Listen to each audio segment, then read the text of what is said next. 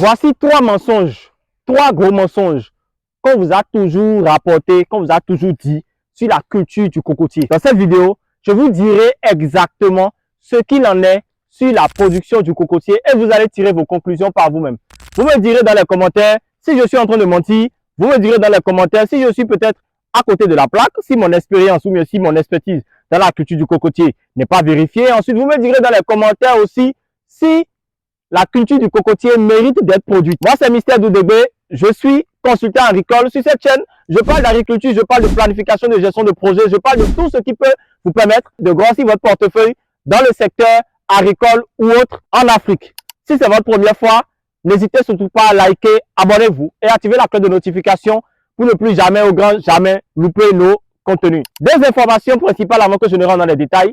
Du 9 janvier au 23 janvier 2025, je serai présent au Sénégal pour l'installation d'un projet inspirant. J'y serai avec toute mon équipe pour installer un projet pour un client qui a décidé de faire appel à nos services. Si vous êtes également au Sénégal et si vous êtes dans le secteur de l'agriculture, laissez-moi un message dans les commentaires afin qu'on prenne contact et pour qu'on essaie de voir comment nous pouvons collaborer ensemble. Ou encore, si vous avez un projet inspirant, ce sera le bon moment pour vous d'avoir une meilleure vision de ce projet-là afin de savoir comment nous pouvons l'installer, afin de savoir comment nous pouvons collaborer ensemble. Deuxième information capitale, comme je le disais tout à l'heure, nous lançons en janvier la toute première bibliothèque électronique d'Afrique, la toute première bibliothèque électronique agricole d'Afrique.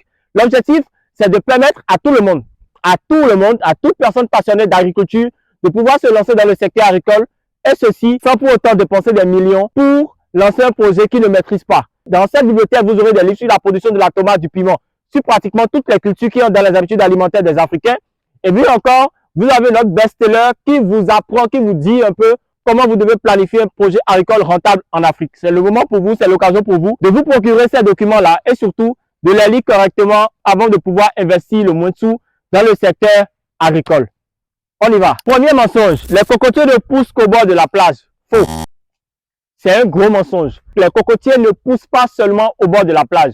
Vous avez des cocotiers qui poussent un peu partout. Le plus important, c'est de donner au cocotier les caractéristiques et surtout les besoins nutritifs qu'il lui faut pour sa production. Comprenez une chose, comme je dis, le sol joue le rôle de support et de magasin. Ce qui veut dire que chaque culture doit être adaptée à un certain type de sol assez spécifique.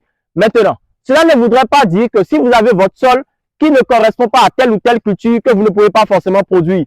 Voilà pourquoi l'importance de faire l'analyse du sol joue un rôle important, surtout capital dans la réussite de votre projet. Comme je l'ai déjà dit ici, l'analyse du sol vous permet déjà de mieux maîtriser votre comptabilité, de faire des économies, de savoir exactement dans quel type d'engrais vous devez dépenser de l'argent.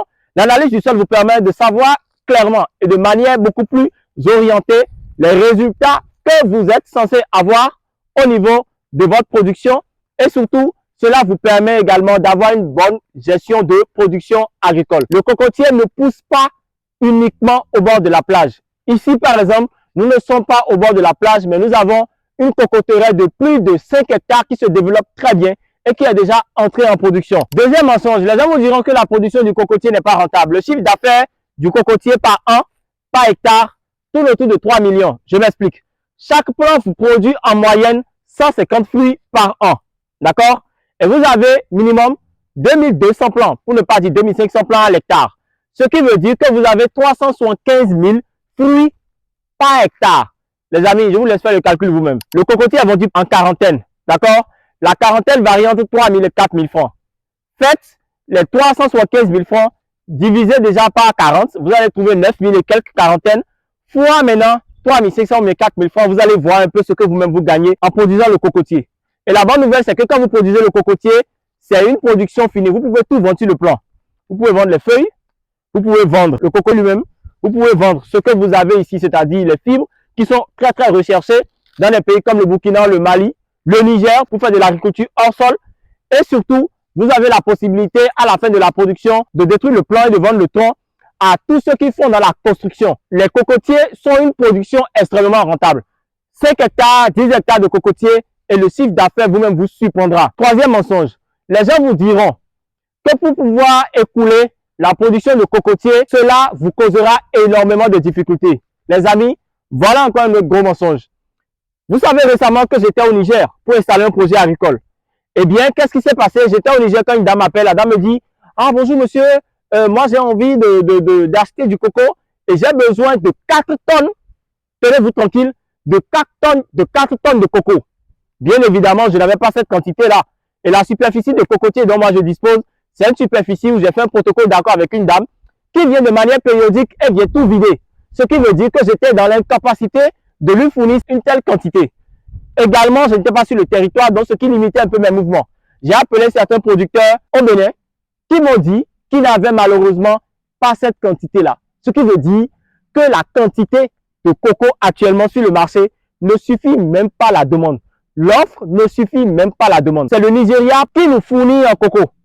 Les gens quittent ici et vont jusqu'au Nigeria pour acheter des noix de coco qui viennent transformer ici et surtout qui viennent nous revendre ici au bord des voies.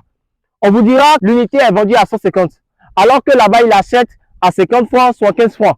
Parfois, quand ça coûte trop cher, ils vous le vendront à 100 francs. Alors qu'au Bénin, nous avons des terres, nous avons la jeunesse, nous avons les moyens financiers pour lancer de telles productions sur plusieurs hectares. Si vous avez envie de vous lancer dans la culture du cocotier, je vous demande, ne vous fiez pas à ce que les gens disent, mais rapprochez-vous des professionnels comme moi, des experts comme moi, pour mieux savoir et surtout pour pouvoir mieux maîtriser le processus de production et de rentabilité de la production du cocotier. Le cocotier est une culture rentable. La culture du cocotier est rentable et plus intéressant encore. Nous avons la possibilité de vous installer votre cocoterie. Il vous suffit juste d'avoir le terrain et d'avoir les moyens. Nous venons sur le terrain, nous faisons l'expertise du sol pour vous et en faisant les résultats que nous avons au niveau de l'expertise du sol, on vous accompagne dans l'installation de votre cocoterie. Quoi de plus intéressant, quoi de plus rentable que d'avoir un business qui vous rapporte de l'argent déjà à partir de la 3e année. Et là, je parle des cocotiers nains parce que ce ne sont que des cocotiers nains que nous mettons à la disposition de nos clients. Des cocotiers nains qu'on installe pour vous, pour votre exploitation agricole et ceci, peu importe que vous soyez là ou pas. Vous êtes en France, vous êtes au Canada, vous êtes en Algérie, vous êtes même en Syrie, où il y a actuellement une situation politique, vous avez envie de sécuriser vos fonds, ou encore même vous êtes en Russie, et vous avez peur peut-être qu'un jour Poutine dise, bon, tous les Africains là, rentrez chez vous. Nous, on vous installe le projet agricole et surtout, on suit le projet agricole pour vous. Le plus important, je le dis toujours, et là je le répète encore, ce n'est pas le nombre de milliards que vous investissez dans l'agriculture. Mais le plus important, c'est la planification, le premier travail, le travail en amont que vous effectuez avant d'investir les sous. Il y a 5 bases pour que votre projet agricole soit un succès. Le capital financier, le capital organisationnel, le capital socio-culturel, le capital environnemental et le capital financier. L'argent vient toujours en dernière position dans la mise en place d'un projet. Bien entendu, si vous voulez réussir un projet agricole aujourd'hui en Afrique, vous devez être prêt à mettre les moyens, vous devez être prêt à vous impliquer, surtout vous devez être prêt à faire ce qu'il faut pour avoir les résultats. Le processus est important, mais la rentabilité va bien au-delà du processus. Mais il n'y a pas de rentabilité sans processus.